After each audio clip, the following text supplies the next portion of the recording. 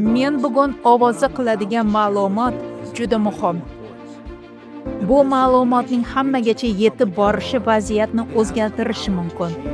Agar bu ma'lumotni hamma bilsa, bu sukunat devorini yorib o'tishga yordam beradi.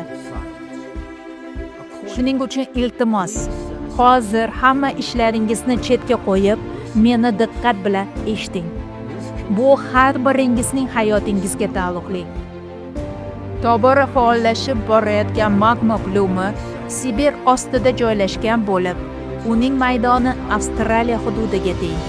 Bu o'z-o'zidan yo'qolmaydigan haqiqiy umumsayyoraviy tahdid. Biz insoniyat sifatida boshqariladigan degazatsiyani o'tkazish orqali bu muammoni zudlik bilan hal qilishimiz kerak. Bu ichki bosimni pasaytirish uchun asta-sekin yer qa'ridan gazlarni va lavani chiqarish va shu tariqa halokatli portlashni oldini olish degani. Bu falokatni oldini olish va milliardlab odamlarning hayotini saqlab qolishning yagona yo'li. Zudlik bilan chora ko'rilmasa, biz sivilizatsiyaning kollapsiga duch kelamiz.